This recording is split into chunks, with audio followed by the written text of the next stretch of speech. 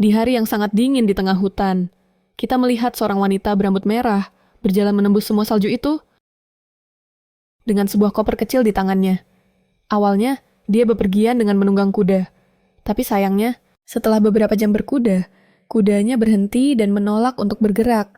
Dia mencoba membuatnya berjalan. Tapi karena terus dipaksa, kudanya malah kabur, meninggalkannya sendirian dan harus berjalan kaki menembus semua salju itu.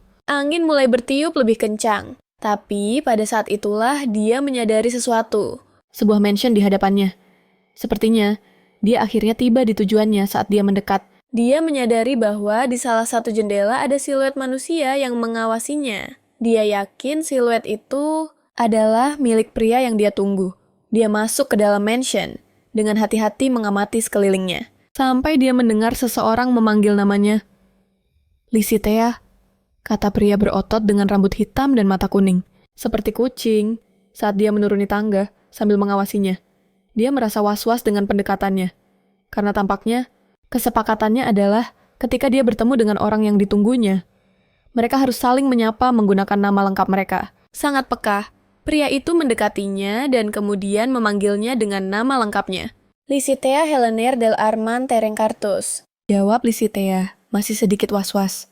Mendengar jawabannya, pria itu tersenyum kecil penuh kemenangan. Itu aku. Aku senang kau berhasil sampai di sini dengan selamat. Licitea tidak menjawab, hanya diam-diam mengamati pria itu. Berpikir betapa sulitnya perjalanan untuk sampai ke sini dan masih terlalu dini untuk bersukacita. Atas kedatangannya, bagaimanapun, meskipun perjalanannya hampir berakhir, ini belum sepenuhnya selesai. Saat dia membawa barang-barangnya untuk menempatkannya, protagonis kita memberitahu kita bahwa Taron Carter adalah perantara terakhir dalam rencananya untuk membelot. Dia menyadari pria itu membawanya ke kamar terakhir di lantai 2. Tepat kamar di mana dia melihatnya di dekat jendela sebelum masuk ke mansion. Dia seharusnya menggunakan kuda yang diberikan perantara terakhir. Dan mengingat kondisinya saat ini, dia tidak percaya wanita itu jatuh dari kuda. Licitea menjelaskan bahwa dia mencoba membawanya saat kuda itu berhenti berjalan. Tapi kuda itu menolak dan akhirnya kabur. Taryn lalu berkata, itu pasti karena kuda itu merasakan kehadiran mereka.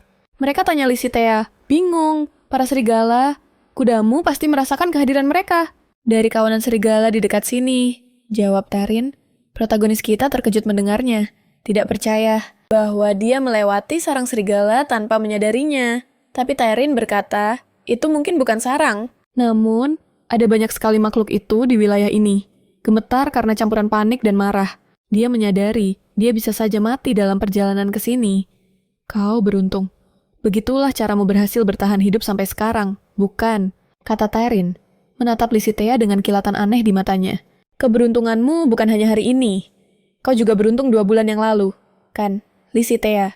Sela Taryn tersinggung karena dia meremehkan situasinya. Bagaimanapun, dia bekerja keras untuk bertahan hidup, melintasi dataran bersalju untuk mencapai mansion, dan dia juga harus berjuang keras untuk kabur dari ibu kota. Andenda, Taryn mengangkat bahu dengan sinis mengatakan kalau dia yakin Licitea sudah bekerja keras. Ya, Miss. Dan karena itu pantas mendapatkan pujian. Hal itu membuat protagonis kita semakin kesal. Dia tahu kalau para perantara tidak 100% bisa diandalkan. Tapi, Taryn bisa saja memperingatkannya tentang bahaya serigala. Akhirnya mereka tiba di kamar tempat Licitea akan tinggal. Dia mengeluh karena kamarnya praktis hanya seukuran lemari dan bertanya apa tidak ada kamar yang sedikit lebih besar untuknya. Taryn hanya bilang kalau semua kamar pada dasarnya berukuran sama. Dan kalau dia mau tempat yang lebih luas, dia bisa tidur di sofa di aula perjamuan. Licitea mengabaikan komentar sarkastis Taryn dan berjalan ke jendela, lalu menutup gordennya. Taryn bertanya, apakah dia suka berada dalam kegelapan? Dan Licitea hanya bilang, bukan begitu. Dia sedang dalam pelarian dan tidak mau mengambil risiko terlihat. Pria itu berjalan mendekat, memposisikan dirinya tepat di belakangnya, dan membuka sedikit gorden yang baru saja ditutup. Mengatakan bahwa meskipun menjadi buronan, kalau jadi dirinya, dia akan membiarkan gordennya terbuka sedikit, terjebak di antara lengan Taryn dan dengan punggung bersandar di dadanya. Licitea bertanya, kenapa harus disisakan celah? Karena kau tidak akan bisa melihat musuhmu dalam kegelapan, jawab Taryn dengan senyum kecil di wajahnya. Mendekatkan bibirnya ke telinga Licitea, dia berkata, hampir berbisik, Kau tidak akan bisa lari kemanapun, berusaha tidak menunjukkan rasa takut. Lisitea bertanya apa maksudnya. Tepat seperti yang kau dengar. Tahu tidak, aku mendengar cerita yang sangat menarik 3 hari yang lalu. Tapi, karena ceritanya sangat panjang, akan kubiarkan kau beristirahat dan kuceritakan nanti. Kata Taren seraya mulai meninggalkan kamar. Lisitea memintanya menunggu dan memberitahu cerita apa itu. Karena kalau itu penting, dia harus tahu. Taren berbalik dengan ekspresi suram dan berkata bahwa ada hantu dimension ini. Rasa dingin merambat di tulang punggung Lisitea, membuat tubuhnya kaku, dan wajahnya langsung pucat pasi setelah mendengar itu. Hantu, apa maksudmu dengan itu? Tanyanya. Taren hanya tersenyum, mengabaikan pertanyaan itu, dan menyuruhnya untuk beristirahat di kamar barunya, selagi dia menyiapkan makan malam. Protagonis kita jadi kesal, berpikir betapa sialnya dia menyewa perantara ini. Dia merasa Taren hanya membuatnya semakin cemas. Lagi pula, apa-apaan pelukan licik tadi? Lisitea menghela napas, merasa kalau Taren hanya sedang menggodanya dan mempermainkannya. Di ruang makan, Taren menyajikan makan malam, masih berbicara pada Lisitea dengan nada yang halus namun sarkastis. Makanannya sangat sederhana dan porsinya kecil, dan sepertinya sedikit gosong. Lisitea menatap makanan itu dengan sedih. Kalau saja ini adalah dirinya di masa lalu, dia tidak akan pernah makan sesuatu seperti ini. Tapi dalam 2 bulan terakhir, banyak hal telah berubah. Dan kehidupan sebagai buronan membawanya pada realitas yang kejam. Dia mengambil peralatan makan, bersiap untuk menyantapnya, sambil berpikir bahwa untuk saat ini, yang dia inginkan hanyalah bertahan hidup. Dan karena itulah dia mempekerjakan Tarin. Jadi dia tidak bisa terlalu mengeluh tentang makanannya. Sebelum menyuap sendok pertamanya, dia merasakan tatapan Taren padanya. Merasa tidak nyaman. Dia bertanya, apakah Taren butuh sesuatu darinya? Seolah-olah sedang mengamati sebuah lukisan. Taren menjawab bahwa sekarang setelah dia mengenalnya dari dekat, wanita itu benar-benar memiliki aura bangsawan. Sambil menyeka mulutnya dengan lembut menggunakan serbet, Lisitea menjelaskan bahwa itulah masalahnya. Lisitea Hilaria del Arman, si cantik dari kalangan atas, sang gadis merah delima, yang rambutnya bersinar lebih merah dari batu rubi. Bahkan rakyat jelata pun tahu julukanku. Aku tidak bisa menghitung berapa kali aku dikenali. Karena hal itu, kenang Lisitea mengingat masa lalunya yang baru saja terjadi. Saat dia mencoba melarikan diri dan orang-orang bertopeng mencarinya, sambil berteriak untuk menemukan wanita berambut merah itu. Kau bisa saja melepaskan gelar bangsawanmu, jawab Tarin. Tapi Lisitea berkata itu tidak semudah itu. Dengan tatapan cemas, dia menjelaskan bahwa karena dia adalah tunangan Pangeran Jad, dia tidak pernah membayangkan akan terkena dampak pemberontakan. Sambil menghela napas ringan, dia berpikir bagaimana dia hanya membuat orang tuanya pusing. Dengan senyum licik yang tipis, Tarin awalnya berpura-pura mengerti maksudnya, tapi kemudian bertanya, bagaimana kabar orang tua dan tunangannya hari ini? Hal ini membuat Lisitea terkejut dan menunjukkan ekspresi sedih. Dengan ekspresi yang menyakitkan, dia teringat keluarganya dan tunangannya yang terbunuh dalam pemberontakan itu. Merasa muak dan kesal pada saat yang sama, Lisitea bertanya pada Taren apakah ini semacam interogasi. Sambil tersenyum, Taren berkata, dia penasaran. Kenapa kau harus peduli? Aku bukan siapa-siapamu. Lagi pula, aku akan pergi dalam beberapa hari, jawab Lisitea, masih sangat kesal. Jadi, alasanmu dengan berani melintasi dataran beku dan datang ke sini untuk mencapai perairan hangat di pelabuhan setelah melewati ladang bersalju. Dan dengan begitu melarikan diri dari kerajaan. Tanya Taren, yang sudah tahu jawabannya. Lisitea hanya mengkonfirmasi dengan anggukan. Dengan senyum licik, Taren berkata bahwa rencananya punya satu masalah, yaitu lautan. Musim dingin tahun ini sangat parah, dan karena itu, sebagian laut membeku. Dia yakin tidak akan ada kapal yang bisa berlayar dalam waktu sekitar 3 hari. Khawatir dengan perkataan Taren, Lisitea berkata, jika yang dikatakannya benar, maka mereka tidak punya waktu untuk mengobrol. Dia segera berdiri dengan cemas, mengatakan bahwa mereka harus segera berangkat ke pelabuhan. Dengan tenang menyatakan bahwa itu tidak mungkin karena berkat dirinya. Mereka hanya punya satu kuda yang tersedia, dan tanpanya, dia pasti akan tersesat di jalan. Dan jika 2 orang menggunakan kuda yang sama, itu akan menyebabkan hewan malang itu mati kelelahan. Sebelum mencapai pelabuhan, berjalan kaki ke sana juga adalah kegilaan, karena perjalanan itu memakan waktu 3 hari berkuda. Jelas kehabisan pilihan. Lisitea bertanya, apakah mereka tidak bisa mencari tunggangan lain? Mungkin di penginapan terdekat, sambil makan. Taren menjelaskan bahwa penginapan terdekat berjarak 2 hari perjalanan pulang pergi, dan akan memakan waktu tambahan 3 hari untuk mencapai pelabuhan. Totalnya menjadi 5 hari perjalanan. Tentu saja dalam 5 hari dia tidak akan bisa menaiki kapal apapun. Tapi jika dia benar-benar mau, mungkin dia bisa berjalan di atas es. Tapi menyusup ke kapal, jelas bukan pilihan. Lisitea mengepalkan tangannya di bawah meja, menolak untuk percaya apa yang dia dengar setelah semua yang dia lalui untuk sampai di sana. Murka, dia membentak Tarin. Berdebat dengannya, karena tidak memperingatkannya lebih awal. Mungkin dia bisa menyusul kudanya, jika tahu lebih cepat. Makan dengan sangat kenyang dan santai. Taren mengatakan bahwa di tengah badai salju, mustahil baginya untuk menyusul kudanya. Selain itu, dia juga menempatkannya dalam situasi yang rumit. Terutama karena dia bahkan belum memberitahunya berita terburuk.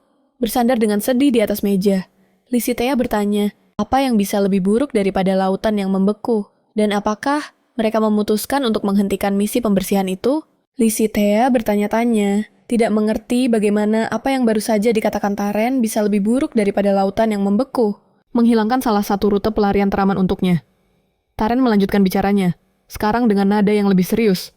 Sebaliknya, para pemimpin pemberontakan itu mengusulkan sebuah metode yang lebih efektif untuk melanjutkan pembersihan dan menyewa seorang spesialis dalam memburu para bangsawan. Phantom sekarang melayani langsung para pemimpin revolusi. Mendengar kata-kata Taren, Lisitea bergidik ngeri, dan rasa panik menguasainya. Phantom dikenal sebagai pembunuh bayaran terbaik dan paling terkenal di kerajaan. Lisitea teringat suatu saat di masa lalu ketika seorang pria berkomentar kepadanya betapa bagus dan brutalnya pekerjaan Phantom, karena dia telah menyewa jasanya. Hanya meminta 1 jari korban sebagai bukti. Dan Phantom mengirimkan jari itu dengan cincin yang masih melingkar. Di dalam sebuah kotak kulit, ingatan tentang itu bercampur dengan rasa takut membayangkan pembunuh kejam itu mungkin mengejarnya. Membuat Lisitea merasa mual. Saat dia mencoba menahan muntah, Tarin dengan sinis bertanya, apakah dia sudah tidak lapar lagi? Gemetar ketakutan. Lisitea mengiyakan bahwa nafsu makannya telah hilang. Kesal, Tarin mengatakan bahwa itu adalah hal paling menyedihkan yang bisa didengar oleh seorang koki. Dan bahwa cerita tentang Phantom ini hanyalah sebuah rumor. Masih mencoba mencerna semuanya. Lisitea meminta izin dan berdiri, mengatakan bahwa dia akan pergi ke kamarnya. Dengan tatapan menghakimi, Tarin menyuruhnya melakukan sesukanya. Tapi, dia tidak akan bangun di tengah malam untuk menyiapkannya. Makanan ringan jika dia lapar lagi. Tadi, sedikit kesal, dia mengatakan Tarin bisa tenang saja, karena dia tidak akan membuat permintaan seperti itu padanya saat dia mulai pergi. Tarin teringat untuk memberitahunya bahwa dia berada di kamar sebelahnya. Ini membuat protagonis kita terkejut. Dia membeku dan keheningan menguasai ruangan selama beberapa detik. Melihat Lisitea yang terkejut, Taren mengatakan ini demi keselamatannya. Lagi pula, jika si pembunuh bayaran itu muncul, dia bisa melindunginya. Lisitea dengan sinis berkomentar bahwa dia tidak tahu betapa baik dan pedulinya Taren. Dia mendekatinya, mengatakan bahwa mengesampingkan candaan. Malam ini seharusnya tenang. Selama dia bersikap baik-baik saja, sambil mengubah total ekspresi dan bahkan postur tubuhnya, Taren tertawa santai. Sambil berkata, dia hanya berharap gadis itu tidak membangunkannya. Lagi pula sudah lama sekali sejak dia bisa tidur nyenyak, dan Lisitea meyakinkannya bahwa dia tidak akan membangunkannya. Lisitea mengamati Taren lebih dekat, menyadari bahwa pria itu punya postur tubuh yang bagus. Sangat bagus sampai-sampai dia yakin pria itu mungkin pernah menerima semacam pelatihan sebelumnya. Dia menyadari kalau dia akan merasa aman dengan seseorang sepertinya yang melindunginya. Tapi di saat yang bersamaan, jika pria itu adalah musuhnya, dia akan berada dalam bahaya besar. Lisitea mundur sedikit dari Taren dan bertanya, apakah pria itu punya peta untuk dipinjamkan? Taren bilang dia boleh mengambil peta yang ada di salah satu meja di sana, sambil memikirkan cara bertahan hidup. Dia tahu jika pelabuhan membeku, dia harus mencoba mencari rute pelarian yang baru. Dia memperhatikan bahwa di sudut peta ada beberapa noda merah. Lisitea bertanya-tanya, bagaimana noda itu bisa ada di sana? Mungkinkah itu noda anggur? Atau mungkin noda darah? Sambil menggelengkan kepala, Lisitea menepis pikiran itu dari benaknya. Meyakinkan dirinya sendiri bahwa pria itu mungkin menodai peta itu saat memasak, dia menggulung peta itu dan menuju ke kamarnya. Dengan Taren yang mengikutinya, bertanya, apakah dia yakin tidak mau mendengar tentang hantu. Yang tinggal di mansion itu, Lisitea menolaknya, karena yakin bahwa Taren hanya mengatakan, ini untuk menggodanya. Adegan beralih ke Lisitea yang sedang tidur di kamarnya sementara gumaman dan rintihan bercampur. Dengan suara kayu berderak di perapian. Gumaman itu berubah menjadi jeritan. Membuat protagonis kita terbangun. Bingung, dia bertanya-tanya suara apa itu? Mungkin suara angin. Bukan. Kedengarannya lebih seperti seseorang yang sedang meratap. Mungkin ada orang lain di mansion ini. Mengingat perkataan Taren sebelumnya. Dia merasa sedikit takut. Apakah pria itu serius? Dan apakah suara-suara itu berasal dari si hantu Lisitea memutuskan untuk memeriksanya? Masih ketakutan. Dia menjulurkan separuh badannya keluar kamar. Astaga, ini ide yang sangat buruk. Protagonisku tersayang. Jangan pernah pergi memeriksa sumber suara. Apalagi sendirian. Dia melihat koridor gelap yang hanya diterangi cahaya bulan. Tapi suara ratapan. Jeritannya terus bergema di dinding-dinding mansion itu. Lisitea menjadi ketakutan saat menyadari bahwa tidak ada siapa-siapa di koridor. Meskipun jeritannya terus terdengar, dia buru-buru pergi ke pintu kamar Taren. Dan dengan suara gemetar bertanya, apakah pria itu punya waktu sebentar? Tidak mendengar jawaban apapun. Dia mengetuk pintu lalu mencoba masuk ke kamar. Tapi sadar kalau pintunya terkunci. Dia kemudian teringat perkataan Taren yang tidak ingin dibangunkan. Dan yakin pria itu pasti mengunci pintu agar tidak diganggu. Masih ketakutan, Lisitea bergegas kembali ke kamarnya dan bersembunyi di bawah selimut. Tapi bahkan di bawah selimut dan menutupi telinga dengan tangannya, dia masih bisa mendengar jeritan dan ratapan itu. Malam terus berlalu dan jeritan itu terus berlanjut. Membuat Lisitea yakin bahwa ada orang lain di mansion itu. Selain dirinya dan Taren, protagonis kita mencoba untuk tidur. Tapi ratapan yang tak henti-hentinya itu selalu membangunkannya. Keesokan paginya, Lisitea sangat kelelahan karena tidak bisa tidur semalaman. Taren, yang sedang menyajikan sarapan, juga menyadari betapa lelahnya penampilan Lisitea. Dia bertanya pada Taren, apakah mungkin ada orang lain di mansion itu, selain mereka berdua? Mungkin buronan lain tampak sedikit tersinggung dengan pertanyaan itu. Taren meyakinkan Lisitea bahwa hanya mereka berdua yang ada di mansion. Lagi pula, seorang perantara yang baik harus bisa menjaga rahasia. Dengan cepat mengubah ekspresinya menjadi senyum lebar. Taren berkata bahwa mungkin Lisitea telah melihat atau mendengar hantu. Dia menyimpulkan, sambil mendekati Lisitea, dia memarahinya, menyatakan bahwa hantu itu tidak ada dan bahwa Taren harus berhenti bersikap konyol. Sambil mengangkat bahu, Taren menegaskan bahwa kemungkinan adanya hantu di mansion itu sangat tinggi, karena tempat itu dulunya milik seorang bandar narkoba. Dia lanjut menjelaskan bahwa 100 tahun yang lalu, mansion ini adalah milik seorang bandar bernama Kingpin. Dan dia biasa mengadakan pesta semalaman di mansion itu sampai suatu hari dia menemui ajalnya. Di tangan seseorang yang menaruh dendam padanya. Setelah itu, tempat itu ditinggalkan. Dan itulah cerita yang ingin kuceritakan padamu semalam. Taren menyimpulkan, dengan tangan dipinggul dan tersenyum. Lisitea tampaknya tidak terlalu senang atau terkesan dengan cerita Taren. Sambil terkekeh, Taren mengatakan bahwa poin yang ingin dia sampaikan adalah, dengan begitu banyak cerita kelam dalam sejarah mansion itu, tidak aneh jika ada 1 atau 2 hantu yang terperangkap di sana. Dengan skeptis, Lisitea menjawab bahwa itu akan masuk akal jika hantu memang ada. Taren menyilangkan tangannya dengan percaya diri, mengusulkan agar mereka membuat taruhan. Bukankah kita sudah terlalu tua untuk permainan semacam ini? Tanya Lisitea. Dengan mata berbinar penuh semangat, Taren menyarankan agar mereka mempertaruhkan bayarannya. Usulan itu membuat Lisitea terkejut. Benar sekali, kamu tidak salah dengar. Aku yakin ada hantu di mansion ini. Dan jika tidak ada, aku tidak akan menagih bayaran karena telah membantumu kabur, kata Taren. Karena penasaran, Lisitea bertanya, apakah dia kecanduan judi, sampai mau mempertaruhkan semua uang yang akan dia dapatkan. Protagonis kita, dengan ekspresi bosan, bertanya padanya, apa yang akan dia dapatkan jika benar-benar ada hantu, dan dia memenangkan taruhan. Sederhana, kamu akan membayarku utangmu, dan memberiku bonus tambahan. Dengan polosnya, Lisitea menjawab bahwa jumlah yang disepakati adalah semua uang yang dia miliki. Dia menjadi curiga, mengatakan bahwa sangat aneh bagi Taren untuk mengambil risiko kehilangan uang sebanyak itu. Menyadari kecurigaannya, Terin menenangkannya, mengatakan bahwa ini hanya untuk membuat keadaan tidak terlalu membosankan karena Mereka terjebak di sini karena badai salju di luar.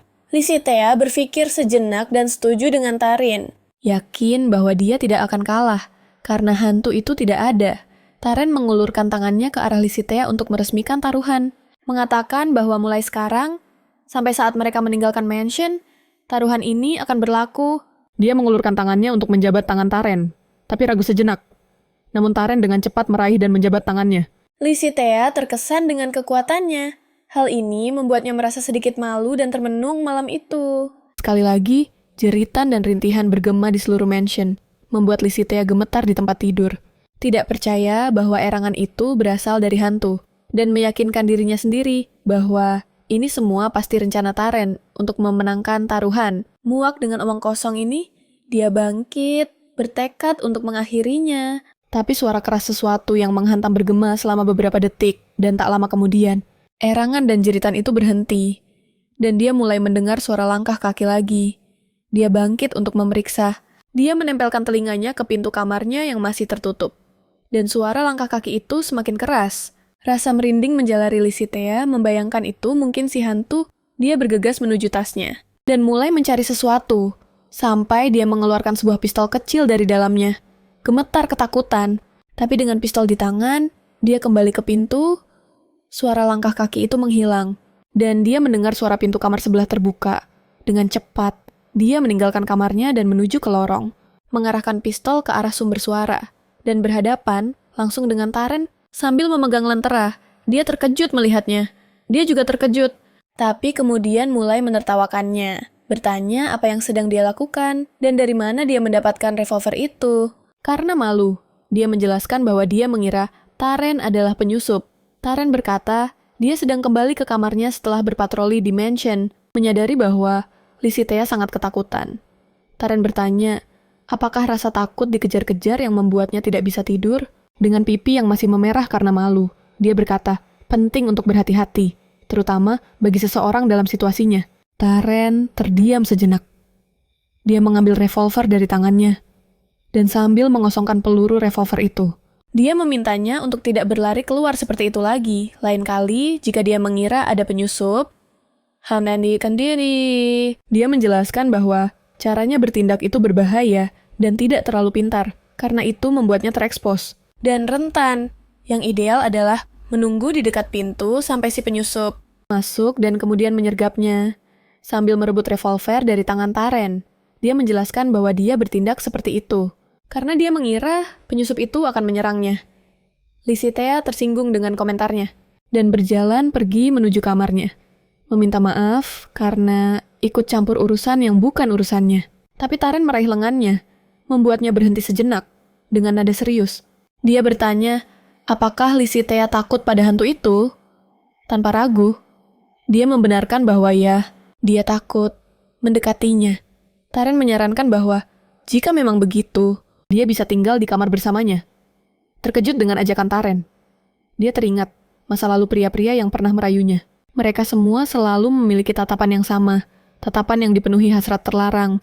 Tapi dia merasa tatapan Taren berbeda, yang membuatnya bertanya-tanya apa yang sebenarnya Taren inginkan darinya.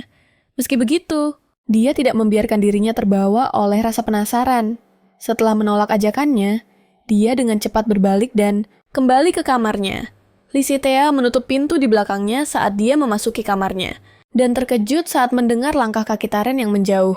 Fakta bahwa dia menyerah begitu mudah membuatnya berpikir bahwa mungkin dia benar-benar hanya ingin menemaninya, tanpa ada motif tersembunyi di balik undangan itu. Tetap saja, protagonis kita yakin dia telah membuat keputusan yang tepat dengan menolak undangannya. Dia berbaring di tempat tidurnya, mencoba untuk kembali tidur.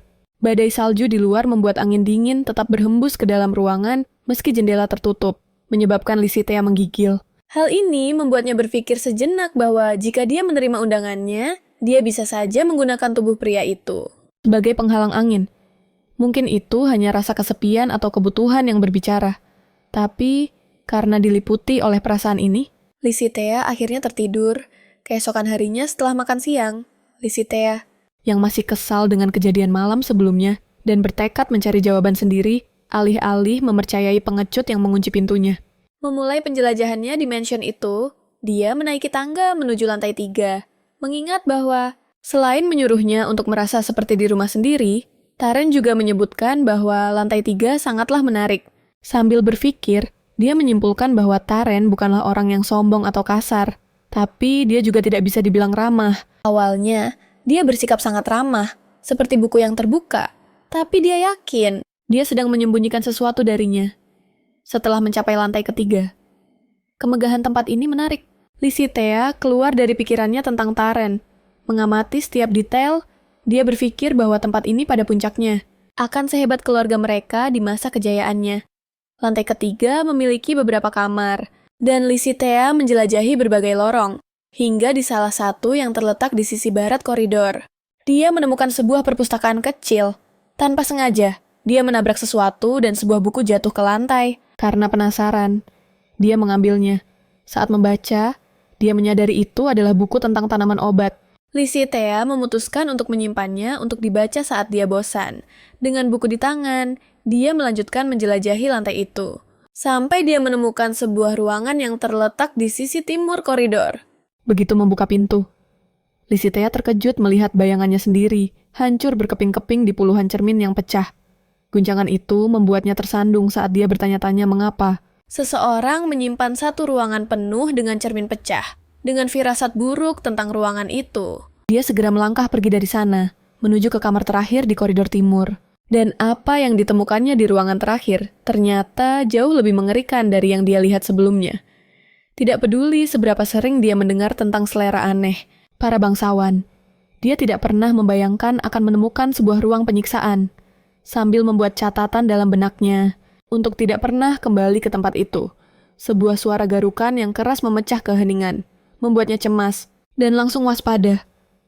Dia menatap lantai dengan panik, bertanya-tanya, apakah suara itu benar-benar datang dari arah itu? Barulah ketika sesuatu menggaruk tepat di bawah kakinya menembus lantai. Rasa teror sepenuhnya menyelimutinya. Tanpa berpikir dua kali, dia berlari dengan putus asa keluar dari ruangan itu seolah-olah nyawanya menjadi taruhannya. Taren yang sedang melintas di lantai 2 melihat Licitea bergegas menuruni tangga. Begitu melihatnya, dia langsung merasa lega dan memanggil namanya, lalu menghambur ke dalam pelukannya. Walaupun tidak begitu mengerti, tapi dengan ekspresi yang jelas, khawatir dia memeluk Licitea dengan protektif. Dia mencoba menenangkannya dan memintanya menjelaskan apa yang sedang terjadi. Sambil menangis, dia bilang kalau dia yakin ada orang lain di mansion itu dan menceritakan bahwa dia mendengar suara-suara cakaran yang datang dari bawah lantai 3. Dengan tatapan serius dan tenang, dia mencoba meyakinkannya.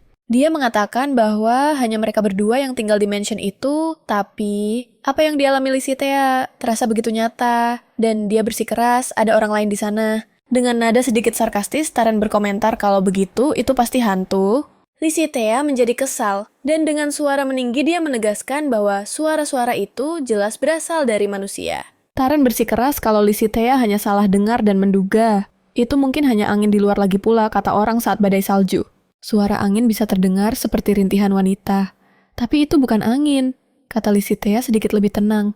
Sambil menggelengkan kepala Taren, menyatakan bahwa selama dia berpatroli, mansion itu selalu sangat sepi dan dia tidak pernah mendengar teriakan atau rintihan. Licitea menggigit bibir bawahnya sambil berpikir dalam-dalam. Masih tidak percaya, semua yang didengar dan dirasakannya itu tidak nyata. Taren pun mendekatinya. Dia meletakkan tangannya di dahi Licitea, seolah memeriksa demam sambil bertanya, apakah dia baik-baik saja? Yakin dengan apa yang dialaminya, Licitea mendorong Taren menjauh. Dia berbalik dan mulai berlari. Sementara Taren yang khawatir mengikutinya dan bertanya apa yang terjadi, Licitea hanya menjawab agar Taren meninggalkannya sendirian. Licitea masuk ke kamarnya dan menutup pintu lalu berbaring di tempat tidur sambil gemetaran. Dia bertanya-tanya mengapa Taren tidak mendengar teriakan dan rintihan di malam hari. Apa aku sudah gila? Mungkin semua ini hanya mimpi, pikir Licitea. Terdengar suara berat seorang pria berkata, jika kamu ingin hidup, bersikaplah yang baik dan lakukan apa yang diperintahkan Nona Licitea. Adegan beralih ke seorang pria yang mendekati Licitea, dengan cara yang mengancam dan melanggar batas pribadinya. Lisitea pun mundur ketakutan. Dia mendorong pria itu dengan kuat dan menyuruhnya mundur, tapi pria itu malah mengeluarkan pisau dan menyuruhnya diam. Nafas pria itu terdengar berat saat Lisitea berhenti melawan sejenak. Dia melontarkan komentar sinis tentang statusnya sebagai wanita bangsawan. Lihat dirimu sekarang. Ingat inilah kekuatan revolusi, kata pria itu dengan dingin saat mata Lisitea mulai berkaca-kaca. Merasa menang, pria itu mencondongkan tubuh ke arahnya. Tiba-tiba terdengar suara tembakan yang keras. Menggema di seluruh ruangan diikuti oleh suara sesuatu yang jatuh ke tempat tidur. Napas Lisitea yang terengah-engah bercampur dengan isak tangisnya. Dan tangannya yang gemetar kini berlumuran darah sambil memegang sebuah revolver. Dalam sebuah tindakan putus asa dan bertekad untuk bertahan hidup, Lisitea menembak pria yang ingin mencelakainya. Menyadari apa yang baru saja dia lakukan, dia bangkit dan pergi ke pintu, lalu kabur dengan putus asa. Di tengah malam, setelah berlari beberapa saat, dia berhenti karena kelelahan, dan kemudian mendengar suara langkah kaki mendekat. Phantom, pikirnya dengan cemas. Kemungkinan pria itu ada di belakangnya membuatnya semakin panik, dan dia mulai berlari lagi. Dia kemudian melihat mansion itu. Saat masuk, Lisitea berlari ke kamar Taren, di mana dia mengetuk pintu dengan putus asa, memohon agar pria itu membukakannya. Terlihat bayangan sesosok pria di salah satu jendela mansion, sama seperti yang dilihatnya pada hari kedatangannya. Versi aneh dari Taren menyeringai mengerikan padanya, mengatakan sepertinya sang Phantom akhirnya menemukannya. Ketakutan, dia memohon pria itu untuk menolongnya. Ini adalah takdirmu. Gumam sosok itu saat wujudnya mulai berubah, hingga sosok itu menjadi Taren yang asli. Dengan senyum lebar yang hampir tidak nyata terukir di wajahnya. Taren kemudian berbalik darinya, sambil menangis. Dia memohon dengan putus asa agar pria itu tidak pergi. Terduduk di lantai, bersandar di pintu Taren, sementara salju dingin turun di sekelilingnya. Lisitea terus menatap ke bawah dengan tatapan kosong dan sedih, mengira bahwa Taren tidak akan menyelamatkannya.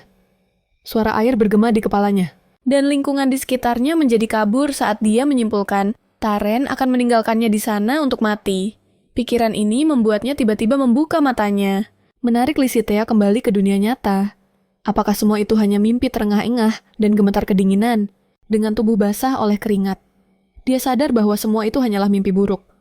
Dia bangkit dan berjalan ke perapian, mencari kehangatan. Meskipun api itu panas, pakaiannya basah kuyup oleh keringat. Jadi, dia memutuskan untuk melepas pakaiannya.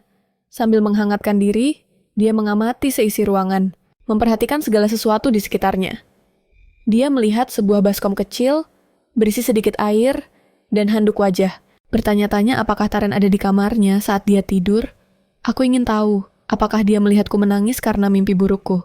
Gumam Lisitea, sambil memeluk lututnya termenung di dekat perapian. Menyimpulkan bahwa dia tidak seharusnya khawatir tentang itu. Dia bangkit dan menggunakan baskom untuk menyegarkan diri, menyeka keringat dari tubuhnya. Tiba-tiba, jeritan kesakitan bergema, membuat Lisitea waspada.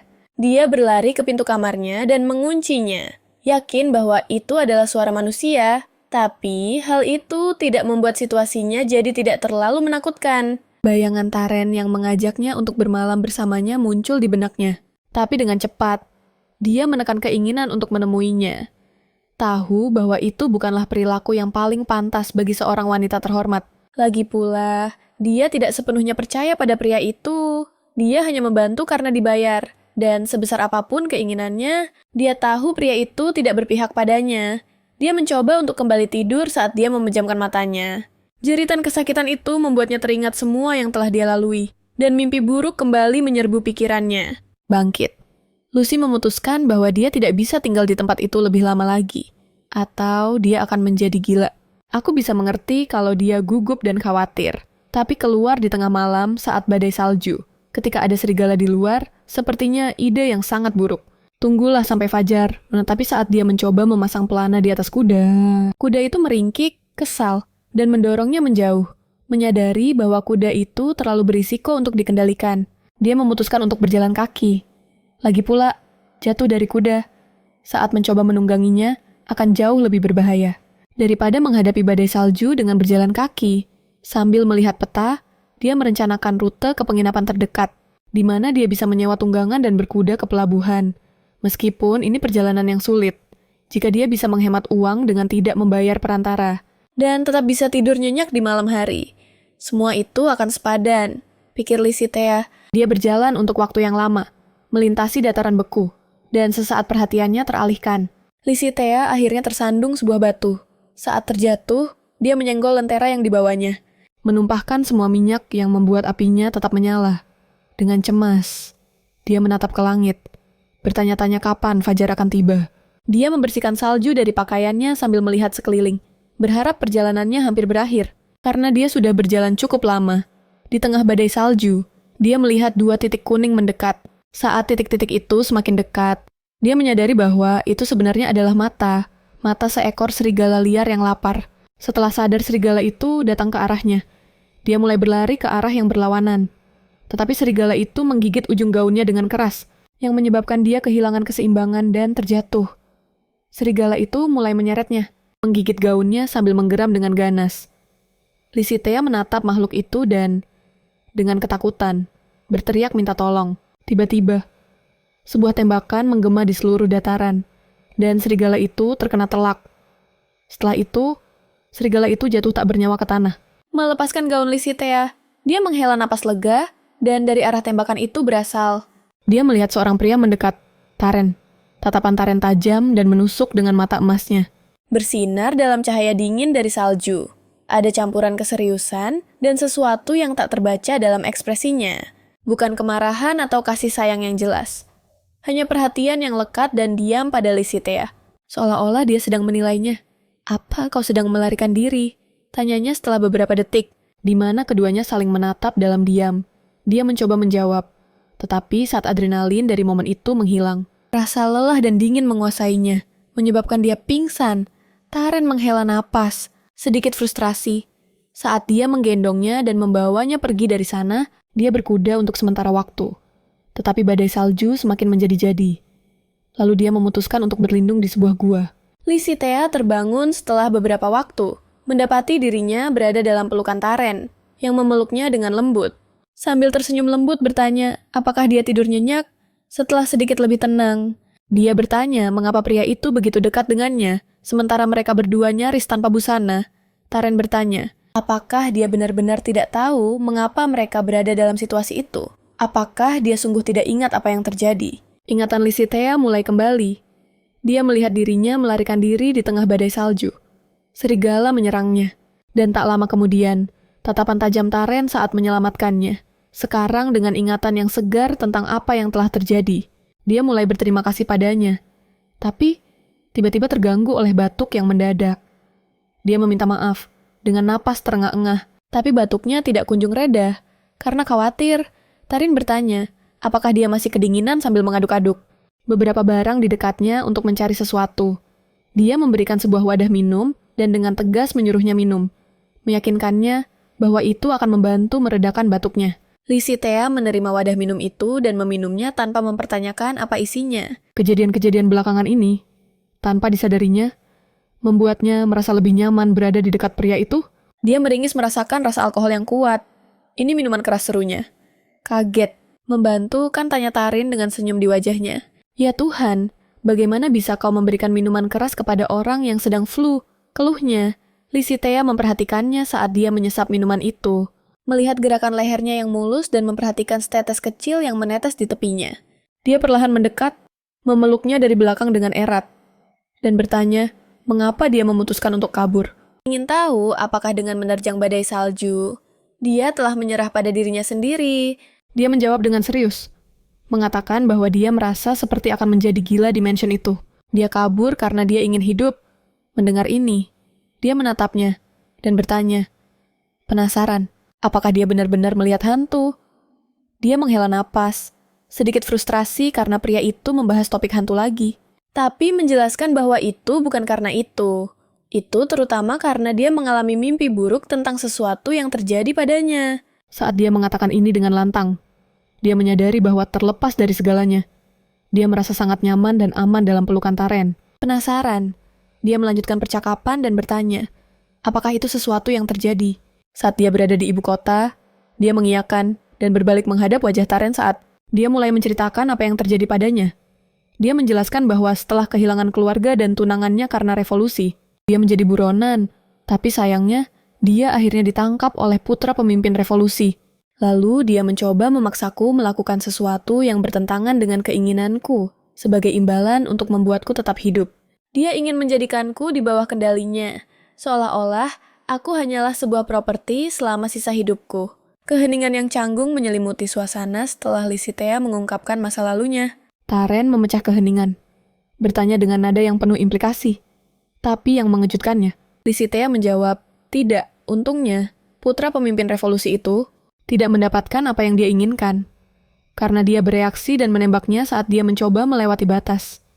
Taren benar-benar terkejut mendengar bahwa Lisitea adalah orang yang menghabisi Bran, putra pemimpin revolusi itu. Saat dia mengonfirmasi bahwa itu memang dirinya, dia tidak bisa menahan diri untuk tidak tertawa terbahak-bahak, yang membuat Lisitea bertanya, apakah dia tidak percaya pada ucapannya. Dengan air mata di matanya karena terlalu banyak tertawa, dia menegaskan bahwa dia mempercayainya, tapi mengakui bahwa mengetahui itu adalah perbuatannya sungguh tak terduga.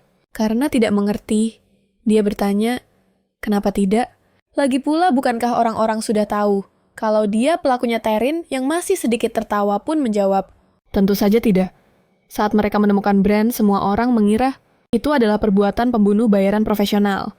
Dengan tatapan serius, namun penuh kelembutan, Taren mengatakan padanya untuk tidak melabeli dirinya sendiri sebagai orang yang bersalah karena dia bertindak untuk membela diri.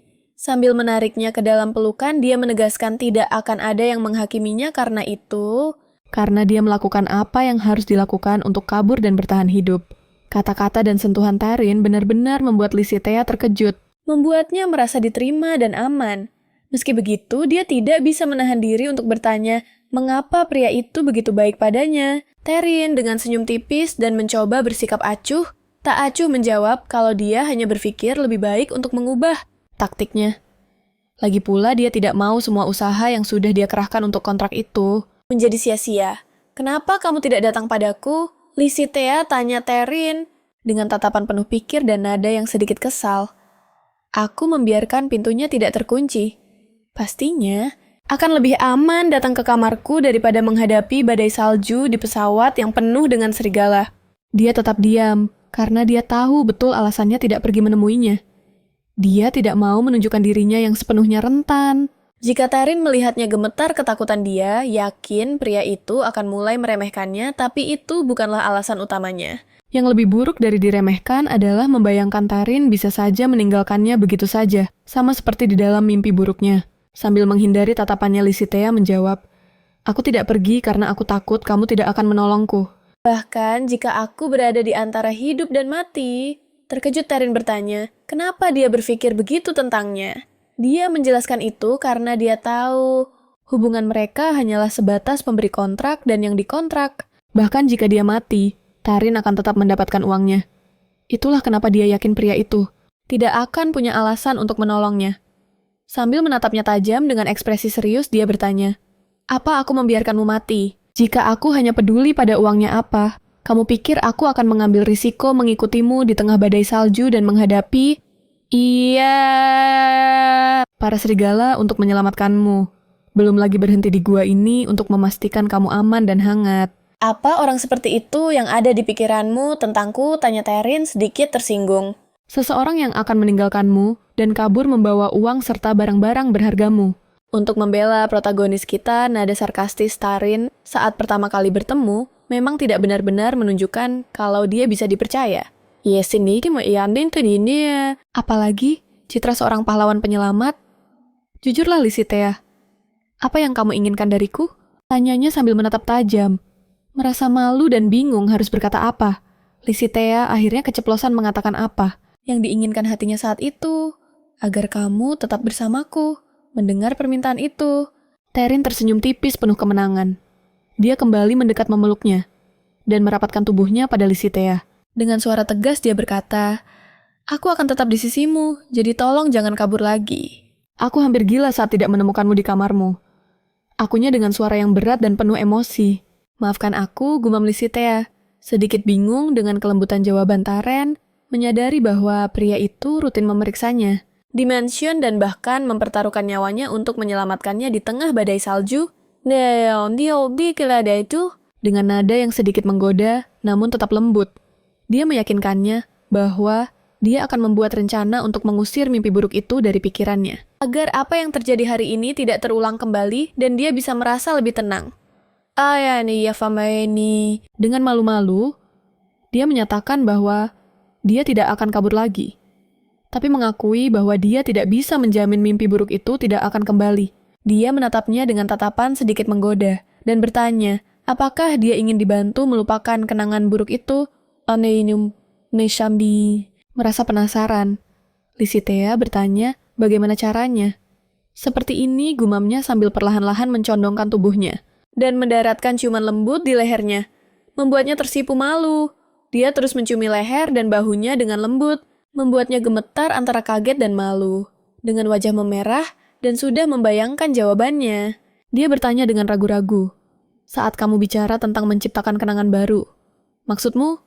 Taren menyeringai dengan tatapan penuh kenakalan dan percaya diri, lalu menjawab dengan nada menggoda. Apa aku kurang jelas? Katakan jika kamu mau. Aku berhenti, katanya, dengan suara rendah dan tegas, sambil mencondongkan tubuh ke arahnya, menjaga tatapannya tetap tertuju pada wajah gadis itu. Aku akan menghargaimu jika bukan itu yang kamu inginkan. Dengan senyum santai, dia berkomentar, mencoba untuk meredakan ketegangan. Aku hanya tidak ingin tertembak. Dia menatapnya, terkejut dengan jawaban itu, tapi tidak bisa mengabaikan jantungnya sendiri, yang berdetak semakin kencang setiap detik. Pria itu berada begitu dekat. Dia memperhatikannya dalam diam, sementara Lisitea dengan ragu-ragu berpikir apakah dia harus menolak pendekatannya. Pada saat yang sama, dia tidak bisa menyangkal bahwa dia merasa nyaman dan aman di sisinya, dan sentuhannya terasa menyenangkan. Tidak melihat adanya reaksi penolakan dari Lisitea, Taren perlahan-lahan mencondongkan tubuh ke arahnya dan kemudian menariknya lebih dekat, menyatukan bibir mereka dalam sebuah ciuman yang intens. Bibir mereka tetap bertaut untuk waktu yang lama, seolah dunia di sekitar mereka menghilang. Awalnya, ciuman itu terasa kuat namun segera menjadi lebih dalam, dipenuhi dengan gairah yang membuat jantung Lisitea berdebar kencang dengan setiap sentuhan, setiap desahan yang saling bersahutan. Dia merasa semakin tertarik padanya, diliputi oleh hasrat terpendam agar pria itu terus melanjutkannya. Saat mereka mengatur napas, Lisitea tidak bisa menahan diri untuk bertanya apakah dia memiliki maksud tersembunyi saat melakukan itu. Taren hanya mendekat lagi untuk menciumnya, dan dengan tatapan tegas, menjawab bahwa dia hanya ingin membuat mimpi buruknya lenyap. Dengan percaya diri, dia menambahkan bahwa, selain itu, jika dia tidak lagi bermimpi buruk, dia tidak akan punya alasan untuk melarikan diri. Dan mungkin bahaya yang sesungguhnya adalah dia akan berakhir memimpikanku dan tidak ingin bangun lagi. Ambaitkan deh. Kata-katanya membuat protagonis kita bingung sejenak. Menatap pria itu. Dia bertanya-tanya, dari mana datangnya kepercayaan diri seperti itu? Penasaran dengan keyakinan yang terpancar dari setiap kata dan gerakannya. Tapi saat dia menganalisis wajah dan perawakannya, dia tersipu malu setelah menyadari bahwa seseorang, pria semenarik dia, tentu saja berhak untuk begitu percaya diri dia, terus menatapnya. Dengan pipi memerah dan benar-benar terpesona, menyadari cara gadis itu menatapnya, dia sedikit mengernyitkan dahinya. Seolah-olah dia baru saja menemukan sesuatu dan bertanya dengan penasaran, tunggu sebentar. Apa ini? Pertama kalinya untukmu dengan pipi merona, dia mengakui dengan anggukan malu-malu bahwa itu benar. Ekspresi Taren berubah sejenak menunjukkan kekhawatiran yang tulus sebelum dia sempat mengatakan apapun. Lisitea dengan ringan menyentuh lengannya. Tatapannya tegas dan tenang, tidak menunjukkan keraguan, melainkan sebuah konfirmasi tanpa suara agar dia melanjutkan senyum lembut dan jenaka terbentuk di bibirnya. Dan dengan nada ringan, dia berkomentar bahwa jika rasanya tidak enak, dia boleh melemparkan sesuatu padanya. Malam itu dalam keheningan gua. Hanya dihangatkan oleh api dan kedekatan mereka. Taren dan Lisitea sepenuhnya menyerahkan diri satu sama lain, bahkan jika hanya untuk saat itu. Di tengah bisikan ciuman dan belayan mereka berbagi sesuatu yang intens dan tak terlupakan, yang mengusir hawa dingin, rasa takut, dan jika ada yang pernah bertanya seberapa intens malam itu, hanya kuda yang diam di sudut gua yang bisa menceritakannya. Tapi untungnya, dia tahu cara menyimpan rahasia. Meskipun hubungan mereka berkembang dengan cepat dan intens, aku tidak menganggapnya buruk. Lagi pula dia berada dalam situasi yang sangat menegangkan. Jadi, menurutku masuk akal untuk menyerah pada beberapa dorongan hati. Selain itu, dia juga berada di bawah tekanan. Terutama karena dia pasti menyembunyikan sesuatu keesokan harinya kembali ke mansion. Taren memasuki mansion sambil menggendong Lysithea. Di lengannya, dia terlihat kelelahan dan sedikit tidak nyaman. Tapi dia meyakinkannya dengan nada tenang, mengatakan bahwa dia akan baik-baik saja dan lain kali tidak akan sesakit itu. Sambil tersipu malu, dia bertanya dengan terkejut, apakah dia menyiratkan akan ada waktu berikutnya. Siapa tahu jawabnya dengan senyum menggoda sambil membawanya ke kamarnya.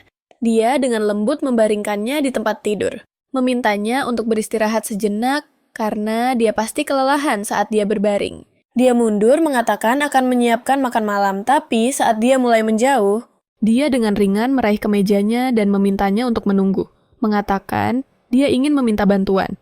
Bisakah kamu mengajariku cara menggunakan senjata dengan benar? Tanyanya sambil menatapnya dengan serius. Dia menatapnya dengan ekspresi serius yang hampir termenung. Sebelum menjawab bahwa ini bukan bagian dari kontrak yang mereka miliki, dia bersikeras menjelaskan bahwa ini akan justru penting untuk kontrak mereka lagi pula. Jika dia tahu cara melindungi dirinya dengan lebih baik, itu akan membuat pekerjaannya lebih mudah. Sudah kubilang pria ini menyembunyikan sesuatu, dan apa untungnya bagiku sebagai imbalan mengajarimu?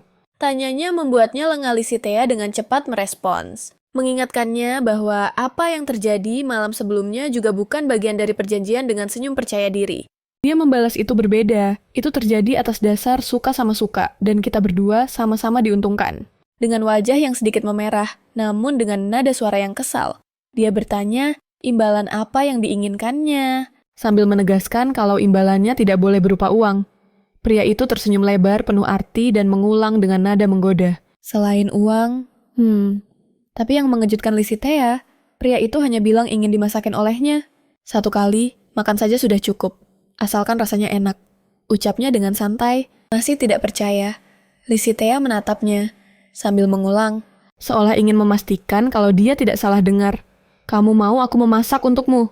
Menyadari keterkejutan di wajah Lysithea, Taren mengangkat sebelah alisnya. Menyadari kalau wanita itu mungkin tidak tahu cara memasak. Dengan campuran nada menggoda dan rasa ingin tahu. Dia bertanya, apakah dia juga harus mengajarinya cara memasak? Merasa malu, Lysithea membuang muka dan mengakui kalau dia belum pernah memasak sebelumnya. Taren pun menghela napas, seolah sudah bisa membayangkan kerepotannya, dan memutuskan untuk mengajarinya memasak tanpa memungut biaya sepeser pun. Lysithea, yang terkejut dan senang dengan tawaran itu, tersenyum dan berterima kasih dengan hangat. Pria itu kemudian meninggalkan kamar, menyuruhnya untuk tidur saja karena dia akan menyiapkan makan malam. Setibanya di pintu, dia berhenti sejenak dan, tanpa menoleh, memintanya untuk tidak melarikan diri lagi. Merasa sedikit kesal, dia hanya mengangguk dan menjawab kalau dia tidak akan kabur lagi. Dia merebahkan dirinya ke tempat tidur dengan lelah. Merasakan beban seharian ini akhirnya menimpanya. Dia akhirnya tertidur, larut dalam pikiran tentang semua yang terjadi dalam satu hari terakhir. Suara desahan lirih dan tertahan menggema di dalam kamar, memecah keheningan yang menyelimuti ruangan itu. Dengan napas yang memburu, pria itu mendekat ke telinganya dan dengan suara rendah penuh gairah membisikkan nama Lysithea. Suara yang lembut namun intens itu menyatu dengan panasnya momen tersebut. Dia membisikkan sesuatu lagi dengan sangat lembut di dekat telinganya. Tetapi kata-katanya begitu pelan, sehingga kita tidak bisa mendengar apa itu. Apa yang dikatakannya membuat Lysithea memeluknya erat, sambil menyebut namanya dengan suara yang penuh hasrat. Saat mereka berpelukan, dia, dengan suara gemetar penuh emosi, memintanya mengulangi kata-kata itu. Katakan kalau kau mencintaiku, menyadari bahwa yang paling ia inginkan adalah mendengar sebuah ucapan, aku cinta kamu darinya. Dia membuka matanya dengan kaget, dipenuhi dengan campuran keterkejutan dan emosi. Terbangun dari mimpi yang dialaminya, batuknya kembali kambuh, dan dia terserang batuk hebat, sementara dalam hati, dia memarahi dirinya sendiri karena pikiran-pikiran barusan, meyakinkan diri kalau pria itu ada di sisinya hanya karena kontrak yang mereka miliki. Dia tidak seharusnya berharap lebih dari itu. Sebuah ketukan pelan terdengar di pintu, diikuti suara Taren yang memanggilnya untuk makan malam. Karena tidak mendapat jawaban, dia bertanya, masih dari luar kamar, apakah dia masih tidur? Di dalam kamar, kita melihat Lysithea beristirahat dengan damai, tidak menyadari perkataan pria itu.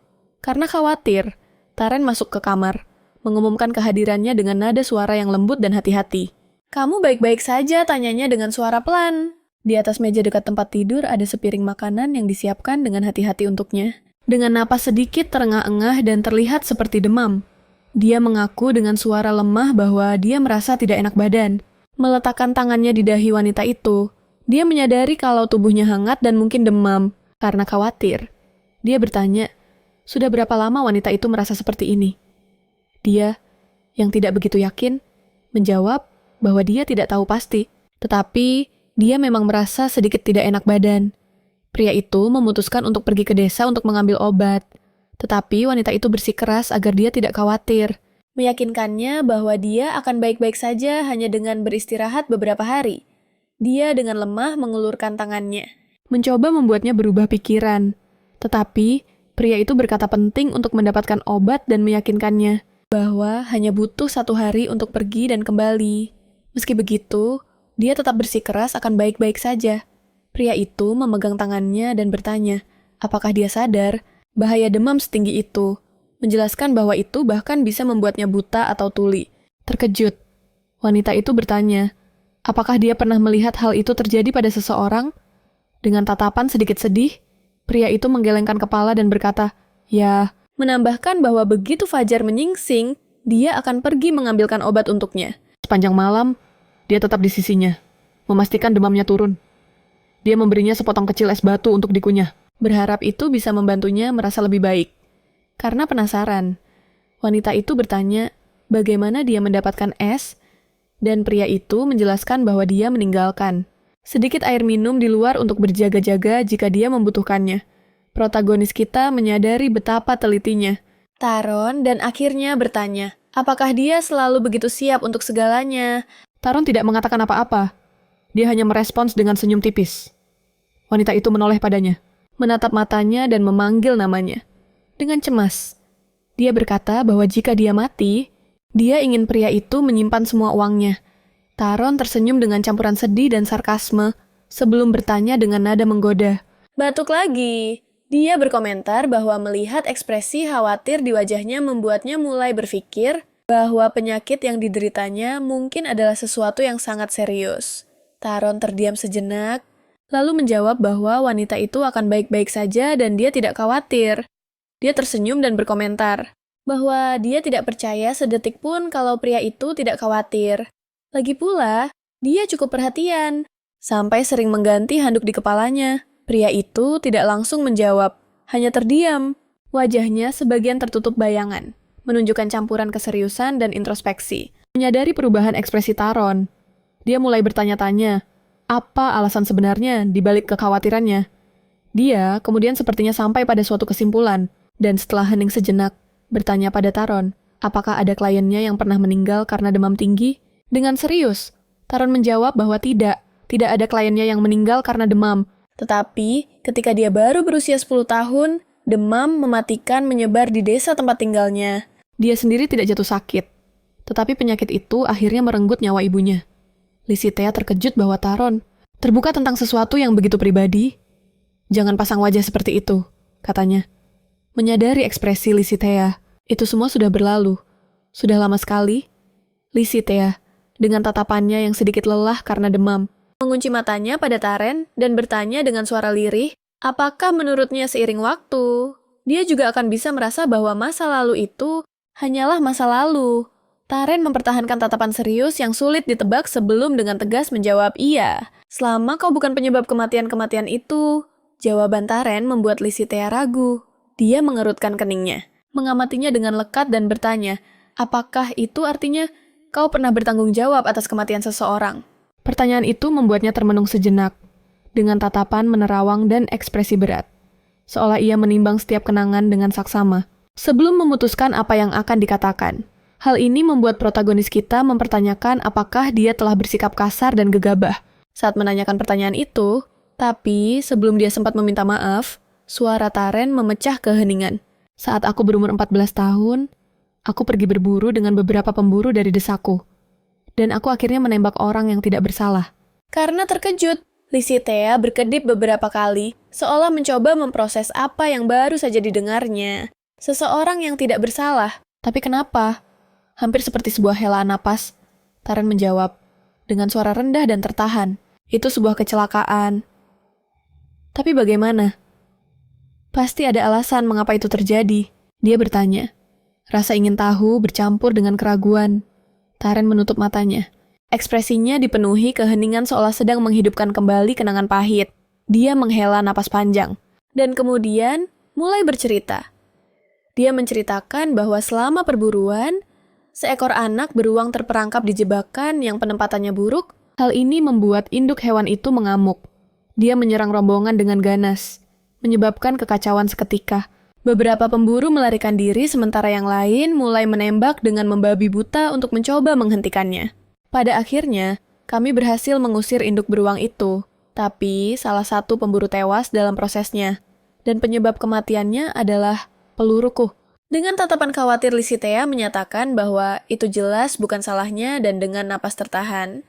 Dia bertanya, apakah Taren dihukum karena itu? Taren mengiyakan dengan anggukan, mengatakan bahwa di usia 14 tahun, dia dipaksa meninggalkan desa, sambil memperbaiki kompres di kepala Lisitea. Dia menjelaskan bahwa dia melakukan segalanya untuk bertahan hidup, tapi itu tidak mudah. Karena hal ini, dia jadi terbiasa hidup sendirian. Dia dengan lembut menyentuh pipi Lisitea, dan dengan suara rendah berkata bahwa betapapun dia ingin bercerita lebih banyak. Sepertinya demam Lisitea tidak kunjung turun. Dia memberitahunya bahwa dia harus pergi ke kota untuk membeli obat, dan perjalanan itu mungkin akan memakan waktu seharian. Tapi dia menekankan agar Lisitea menjaga dirinya baik-baik. Selama dia pergi, Lisitea menatapnya dengan tatapan menantang dan menuntutnya berjanji untuk kembali. Secepat mungkin, kalau tidak dia mengancam akan kabur lagi. Taren dengan lembut menangkupkan tangannya di atas mata Lisitea, menyuruhnya tidur dan kemudian bertanya, apakah dia masih mengalami mimpi buruk? Ini membuat Lisitea teringat akan momen intim yang mereka lalui bersama. Di dalam gua ketika Taren menutupi matanya persis seperti itu. Saat mereka memadu kasih, mengingat hal ini, dia dengan lembut merapatkan tangan pria itu ke wajahnya dan, sambil tersenyum dengan pipi merona, menegaskan bahwa dia tidak lagi mengalami mimpi buruk saat dia tertidur. Dia, dalam pikiran penuh harap, membayangkan betapa menyenangkannya jika mereka bisa terus berbicara seperti ini ketika pria itu kembali. Keesokan harinya, Lisitea terbangun, masih sedikit linglung, sambil mengucek matanya. Dia berpikir bahwa dia baru saja bermimpi tetapi tidak bisa mengingatnya dengan jelas. Dia membalikkan badan di tempat tidur, tenggelam dalam pikirannya, dan menyadari bahwa dia merindukan Tarin. Tanpa tahu sudah berapa lama dia tidur. Dia bertanya-tanya jam berapa sekarang.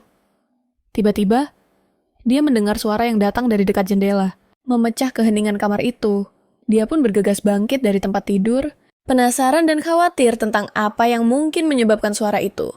Dia mendekati jendela untuk memeriksanya. Dia merasa lega setelah menyadari bahwa itu hanyalah sebongkah es yang jatuh dari atap, menghantam tanah, dan menyebabkan suara itu sambil masih memandang keluar jendela. Dia menyadari bahwa dia merasa jauh lebih baik dari hari kemarin. Demamnya masih ada, tetapi sudah jauh lebih ringan. Senyum lembut terukir di wajahnya saat dia teringat Taren merawatnya semalam. Tetapi momen tenang sang protagonis hanya berlangsung sebentar, karena di kejauhan. Dia melihat 3 sosok mendekati mansion itu. Dia dengan cepat bersembunyi di balik tirai setelah menyadari bahwa sosok-sosok itu adalah 3 orang pria yang jelas-jelas datang ke arah mansion dan yang paling parah, tidak ada satupun dari mereka adalah Taren. Lisitea diam-diam meninggalkan ruangan. Setiap langkahnya diukur untuk menghindari suara, sambil bertanya-tanya, siapa pria-pria itu dan apa yang mungkin mereka inginkan di sana. Dengan hati-hati, dia mendekati bagian lorong di mana dia bisa melihat ke lantai lainnya. Dan dari sana, dia melihat ketiga pria itu di lantai dasar, sedang berbicara satu sama lain. Mereka tampak seperti tentara bayaran atau mungkin pemburu. Mereka berbicara tentang cuaca dingin di luar. Dan salah satu dari mereka mengambil kesempatan untuk menagih utang dari seorang pria lain yang bernama Leo. Leo, yang terlihat jengkel, menyuruh pria itu berhenti mengganggunya, sambil meyakinkan bahwa dia akan menerima uang yang memang menjadi haknya. Pria itu membalas, mengeluh bahwa dia pantas mendapatkan lebih banyak. Bagaimanapun juga, dialah yang telah melenyapkan targetnya. Lisitea bereaksi setelah mendengar percakapan para pria itu. Matanya melebar, menunjukkan keterkejutan dan kekhawatiran saat setetes keringat menetes di wajahnya. Di lantai bawah, pria itu terus mengeluh bahwa Selain segalanya, orang yang berhasil kabur itu melihat wajahnya, yang menurut pandangannya, menempatkannya dalam risiko. Dan karena alasan itulah, dia yakin Dia berhak memutuskan berapa banyak bayaran yang harus dia dapatkan untuk pekerjaan itu. Leo mengabaikan keluhan temannya, dan dengan tidak sabar menyuruhnya untuk tenang. Dia beralih ke pria yang sedang menggeledah sebuah tas bernama Tommy, dan menyuruhnya mencari minuman beralkohol untuk mereka minum. Lysitea terus mendengarkan percakapan itu. tampak jelas khawatir dengan apa yang didengarnya. Pertengkaran itu dengan cepat memanas. Dan pria itu, Yang sekarang Lysitea tahu bernama Clyde, dipenuhi amarah, mengangkat senjatanya, dan mengarahkannya tepat ke Leo. masih berdebat dengannya tentang pembayaran yang dianggapnya tidak adil. Menyadari bahwa para pria itu Hanyalah sekelompok bandit. Lysitea merasakan jantungnya berdebar kencang. Dia tahu, dia harus bersembunyi. Dan cepat. Sebelum mereka menemukannya. Mengingat kejadian kelam dari masa lalu. Lysitea merasa merinding. Rasa takut itu semakin besar dengan keyakinan bahwa jika orang-orang itu menemukannya, mereka mungkin tidak akan puas. hanya dengan mencuri uangnya. Dia teringat perapian yang masih menyala. Dia berlari kembali ke kamar, bertekad untuk memadamkannya sebelum asapnya terlihat. Tetapi sebelum dia bisa menyelesaikan pikirannya, dia tidak sengaja menginjak salah satu papan lantai yang longgar yang berderit kencang. Pada saat itu juga, dia membeku. Jantungnya berdebar kencang. Takut kalau dia telah ketahuan. Di lantai bawah, para pria itu tiba-tiba menghentikan percakapan mereka, menjadi sunyi senyap, waspada terhadap suara apapun. Tommy melirik ke lantai atas dan, sambil memanggil Leo sebagai bos, berkata, dia pikir ada orang lain di mansion itu. Mereka kemudian mulai mengamati mansion itu lebih dekat. Salah satu dari mereka mengerutkan keningnya dan berkomentar bahwa dia mencium bau makanan dan kayu bakar di udara. Baginya, ini adalah bukti yang cukup bahwa seseorang tinggal di sana.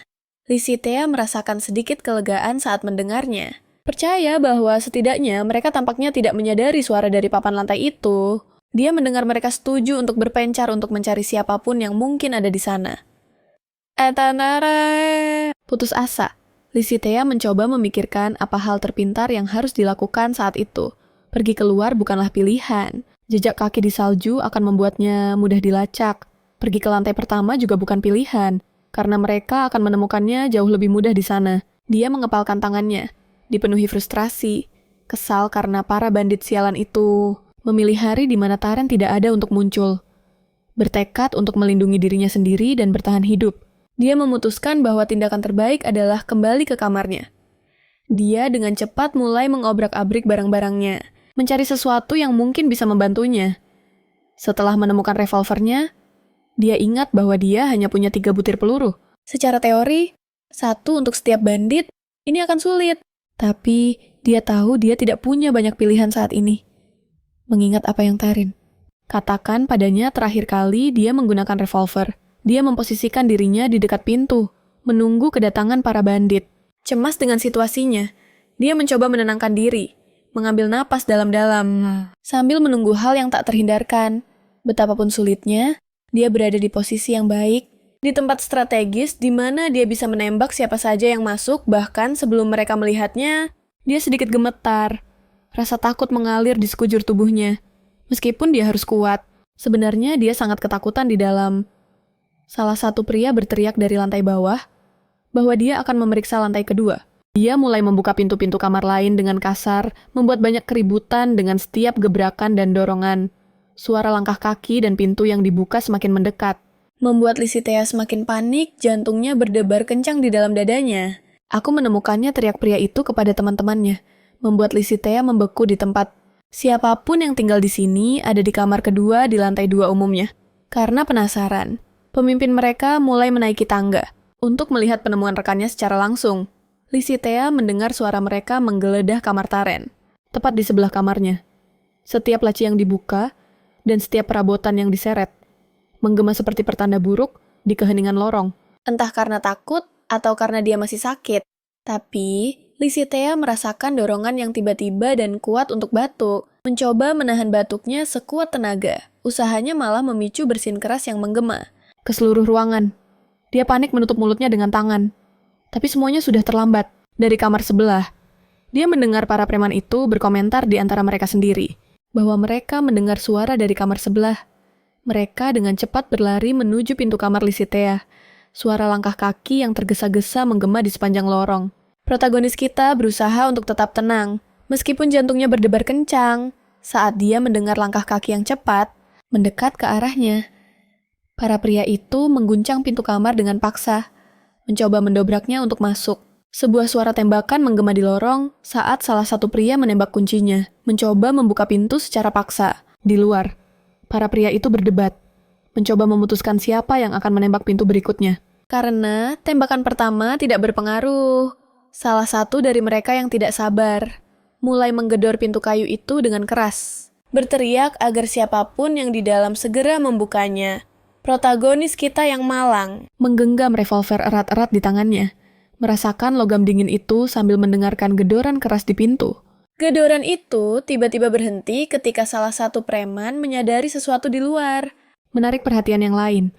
Sebelum mereka bisa mengerti apa yang terjadi, sebuah tembakan akurat menggema dan mengenai Klee, preman yang sedang menggedor pintu itu, membuatnya jatuh ke tanah. Pemimpinnya berpikir untuk bereaksi, tapi sebelum dia sempat menarik senjatanya, sebuah tembakan kedua mengenainya telak, menjatuhkannya seketika.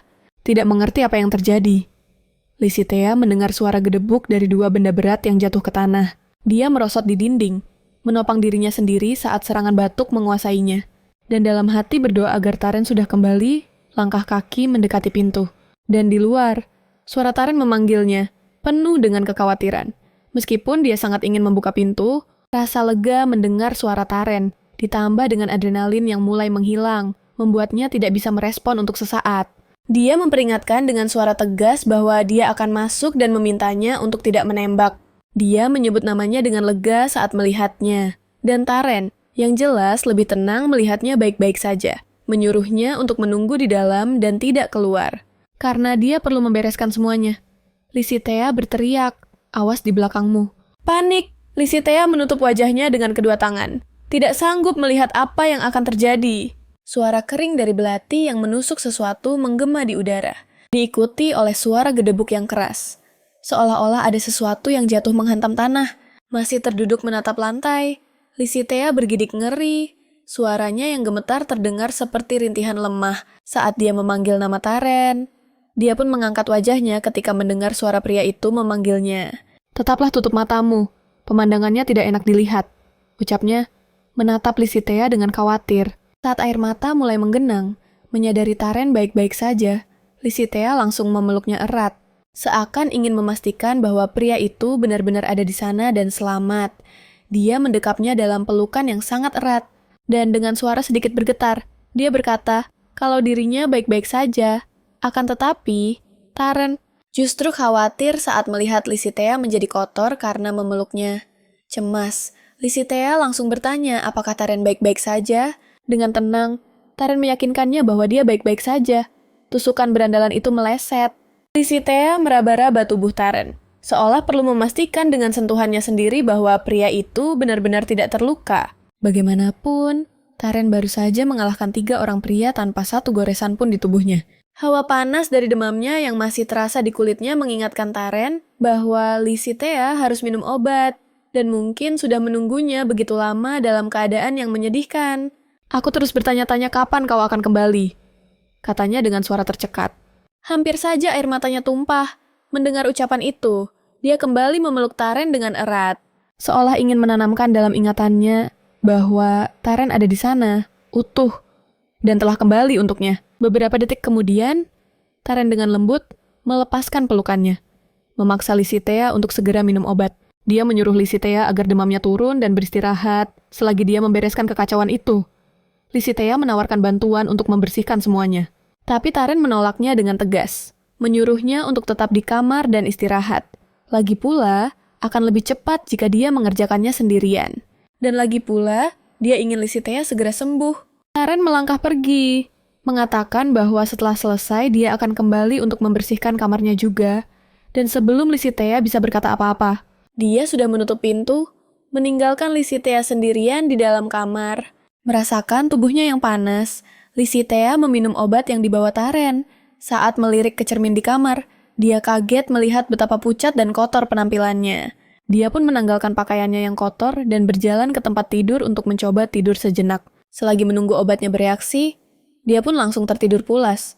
Dan satu-satunya pikiran yang menemaninya adalah betapa ia berharap Taren ada di sana, di sampingnya. Beberapa waktu berlalu saat Lysithea tidur nyenyak dan begitu terbangun.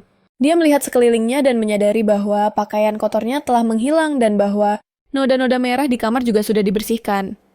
Membuatnya sadar bahwa Taren telah membereskan semuanya, termasuk pakaiannya. Dia pun merasa terkesan. Dia bangkit dari tempat tidur dan menghampiri tasnya, mulai mencari pakaian ganti yang bersih.